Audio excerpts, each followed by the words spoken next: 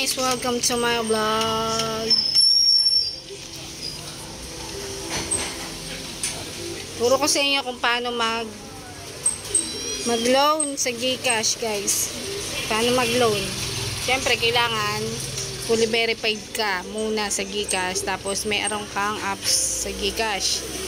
Mag-install ka muna ng GCash, guys. Then fully verified mo, tsaka makakapag-loan ka. Ngayon gagawin natin, mag-open tayo ng GCash. GCash. Tapos pag nandiyan ka na, guys, sa apps ng GCash, guys, depende sa G-score mo kung mapapahiram ka o hindi. Punta ka sa view all service. Nakautang na ako dito, guys, ng 2K. Tapos depende sa installment, kung may 12 months, 6 months, kung pang ilang installment ang gagawin mo. Punta ka sa borrow. Click mo yung borrow, guys.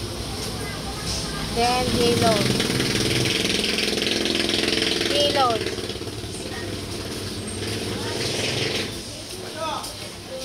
Ayan siya, guys. Yan yung nautang ko. Ito yung bayarin ko, guys. Yan. Ito na yan, nakautang talaga ako. At gusto mo nang babayaran, pay now. Wala nga, may laman yung GCash mo kung babayaran mo. Ganyan lang, guys. Ayan yung remaining balance ko na babayaran ko. Kaya legit na makakahiram ka ng loan sa GCash. Pero dapat on time ka magbayad para hindi ka mamblema kasi may interest sila eh. May interest sila. Pero mabilis ka makakapag-loan.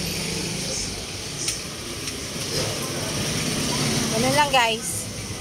Thanks for watching.